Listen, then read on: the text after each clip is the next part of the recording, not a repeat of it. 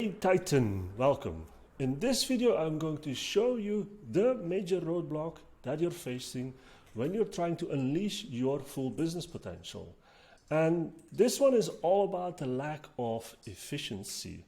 So there's three major roadblocks that we have really distilled from all the work that we have done with all our customers and from studies all around the world. And this one is all about efficiency. Why efficiency? Well, look, inefficiencies cost many organizations as much as 20 to 30% of their revenue each year.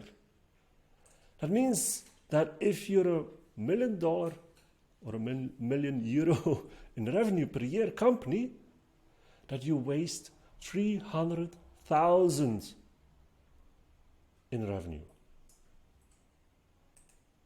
And the average company loses over 25% of its productive power to organizational drag. Which means that if you have a team of 5 people, that you're actually paying them 10 hours per week to do nothing.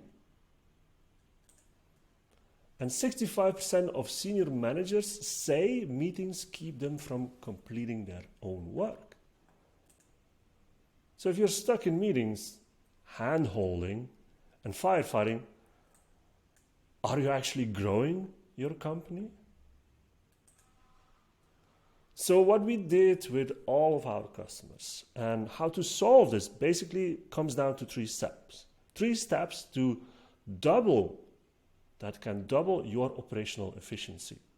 That's what this is all about, because we want to solve the lack of efficiency within a business so we can unlock the full potential. And 3 major steps here. And the first step is creating a sprint plan. The second step is creating sprint metrics. And the third step is to create sprint events. Now I will go deeper in all of them, but first of all I want to tell you that we did this exact process with 11 ways. And as I have shown before in the other video, they were able to reach 60% more revenue. And they were hitting their yearly goal. So we put a yearly goal and they were hitting that in just 6 months. Right? So they were getting super fast results with this. So we were able to really double their efficiency as well. So their revenue was growing, but also the CEO himself was able to get back 25 hours in a week. So he could actually spend time not on handholding, not on firefighting, but actually growing the business. And at the same time, we were able to grow the team as well. And this is not the only case. We also did this for Ilimanjaro, another customer. 50% more overall profit. 3 times more faster conversions with optimized processes. And again, 32 hours of time won back for the CEO to work on the business and not on administration or handholding or anything like that, and also growing the team at the same time. So these results come back time and time and time again, and we have the proof here. People love it. But the big problem is, before you can even reach that, is that most of the business owners prioritize everything.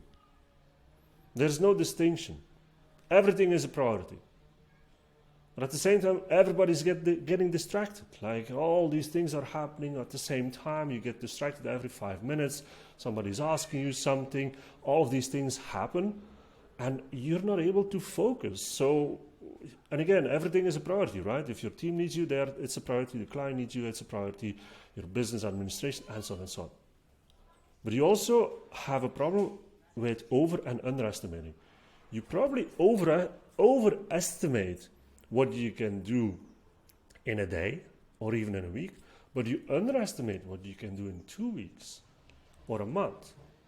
And that needs to be checked. I mean, you have to be realistic at what you do, but at the same time, you have to stretch yourself. Otherwise, nothing happens. A lot of business owners that we see have the problem of micromanagement. They might have a team, you might have a team, but you're trying to manage every single piece of the business for them. And they will always look at you when that happens, right? You have the answers. So if there's any problems, they come to you. All the questions come to you. Now that's not what you want, because you have better things to do than to handhold people. And lastly, the big problem is the shiny object syndrome. I mean, do I really have to explain this? I mean, a lot of things happen out there. There's a lot of tools that you can use. There's a lot of theories. There's a lot of things happening. Or maybe you think like, okay, I'm trying this to unleash my full potential, but it's not working. Let's go to this. Oh no, this is not working. Let's go back to this. And you go back and forth between all of the shiny things here. That's a big problem. Now, how do we solve those problems? The solution that we implement time and time again, and we see these kind of results, like with 11 Ways, with Ilimanjaro, with Go Digital Hero, with all of our customers, is the number one formula to unleash your full business potential. What is that formula, you ask? It's a good question. It's actually all about Titan growth sprints. And growth sprints is a fast-paced, experiment-led approach that focuses on the implementation of growth ideas in every part of the business. So again, it's a fast-paced, so which means that we're not going to wait months and months and months until we change something or we try something. It's experiment-led, which means that we need to look at what can we do to innovate what we do or change some things here, how we do the processes, and try things, test things, but in a fast pace. So we know faster what is actually working and what is not working, right? And it focuses on the implementation of growth ideas. So the implementation of growth ideas. Your team might have ideas, you might have ideas, everybody that's connected with the business might have ideas, or just external people might have ideas. But you can implement all of them, but you have to really see which one is actually working in the right way. So it's growth ideas is to implement them in every part of the business. So it's not just about development, it's not just about product or delivery, it's also about marketing, it's about sales, it's about finance, it's about every single piece, every part of the business. We can improve it, because if we want to unleash your full potential in the business, then we have to look at every part of the business. Yes, there is a focus. Every time there will be a focus, but every part of this, it is linked together. You cannot have one without the other, right? So that is what a growth sprint is, and that's what we do. Now, there are certain values that we need to keep in mind here. If we start with growth sprints, then these values need to be within the team, within the company, within the CEO, within everybody.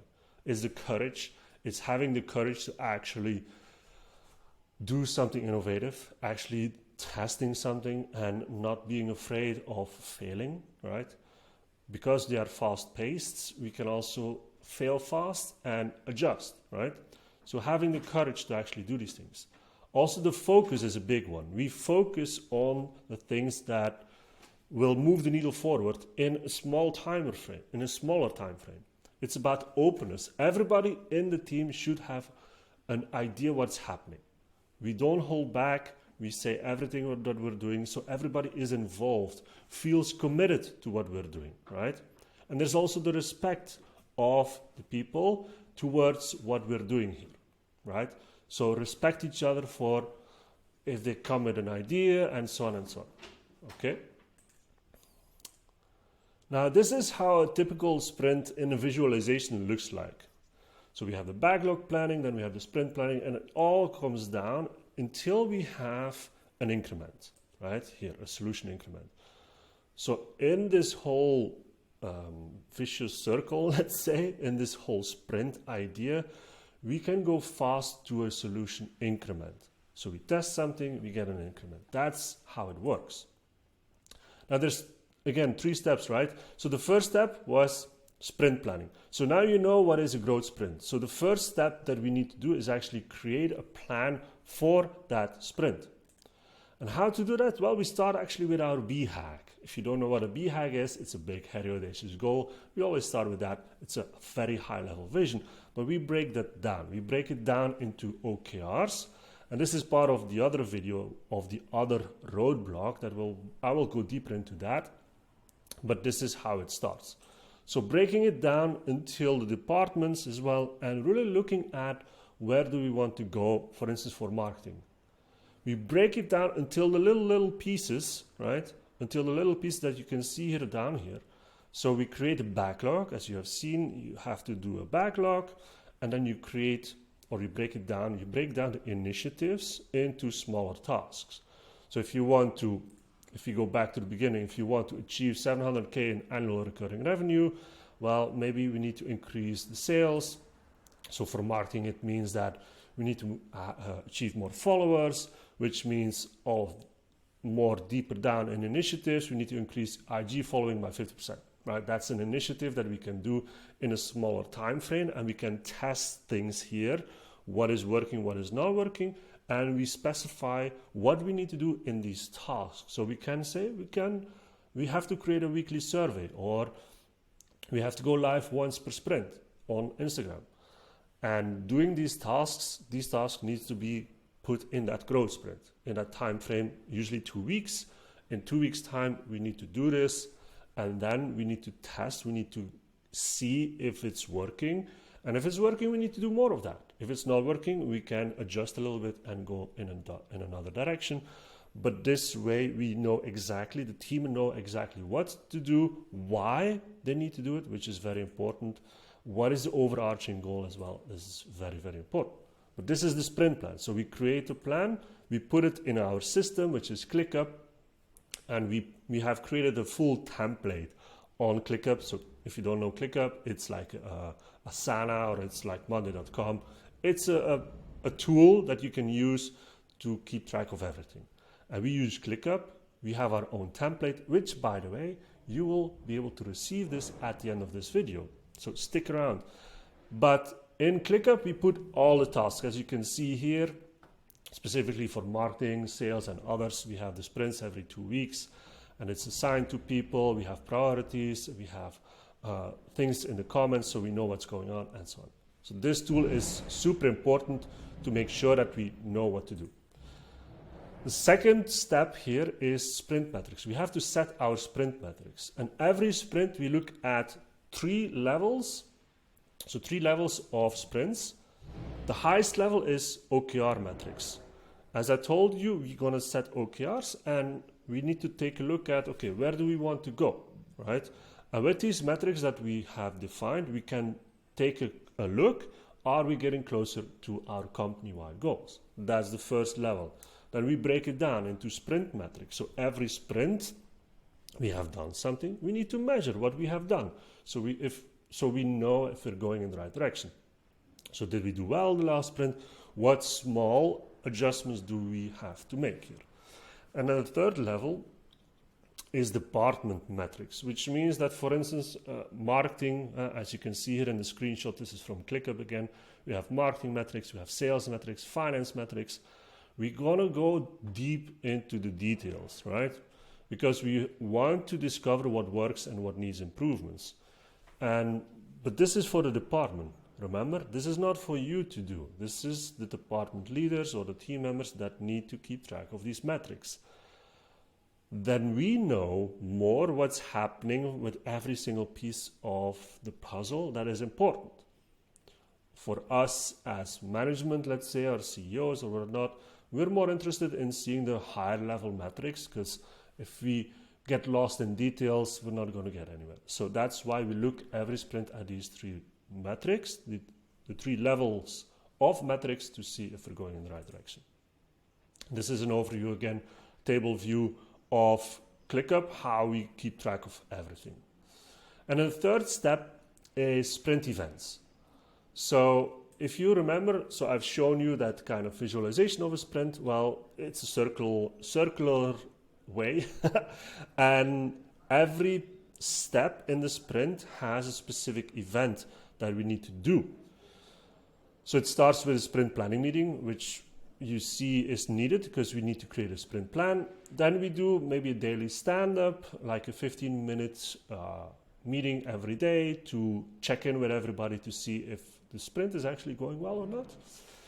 And sure, we have an increment at the end. So this first piece here, this is 2 weeks. Let's say that the daily work is 2 weeks, and then we have an increment, as you have seen. And then what we do is sprint retrospective. So it's not just doing the work and just delivering and that's it. No. Once we have actually done the sprint, we have to take a look back at what works, what didn't work, what needs to be improved. We also need to review the backlog. So all the ideas that we have, we put it in a big backlog list, and then we need to take a look at the backlog, like, okay, for the next sprint, what can we focus on? Are we still in the right kind of prioritization, and so on and so on. And then we update the product backlog. So these events, we call them sprint events, need to happen to make sure that we keep the focus and that we're doing the right things. That is super, super important. If we don't do that, we have lost overview, and again, we're going in all directions. Objects like shiny object syndrome very much then, right? If you don't have an overview. So this is what helps a lot with this. Those are the 3 steps, and in an overview here again as well, you can see some of these events. So sprint planning, sprint retro, sprint backlog review, OKR refinement needs to be happening as well. And we also do workshops, so team workshops to help them understand why it's needed and also to talk about the values. We do team charter workshops, we do psychological safety workshops. All of these things happen within this whole process because it's all very important. It's all interconnected to make sure that these sprints are successful. And you might ask, look, okay, Stefan, sounds all good and well, but this looks complicated, or is it really needed? Well, let me tell you, like, studies have shown, and this is a study by Yahoo, that teams that use Titan growth sprints or growth sprints in general, they see an improved productivity, up 38%, improved morale, 52%, improved accountability, the list goes on and on and on. Just to show you that this methodology works very well to increase productivity, to increase efficiency. And that's what we want. We need to have an efficient running company if we want to unleash the full potential. If it's not efficient, then we're really stuck, right? We don't want to be stuck. So it's your turn now. It's your turn to do this. So step 1, break down your goals and select focused tasks. You've seen that if we created a plan, that we do a breakdown of our overall goals into actual initiatives and tasks. So do this. Do the same. You can do it on paper even, right? You don't need fancy tools for this. Just have a moment, maybe an hour, 2 hours, to really just quickly break it down and set the focus. Then step 2, determine which 3 metrics are most important right now. If you want more sales, okay, then the metric is how many sales did we did, or how many sales did we do in the last 2 weeks, in the last sprint. Or it can be about revenue, it can be about profit. If you want to increase profit, it can be about productivity. How many hours have you done as CEO in terms of fulfillment the last 2 weeks?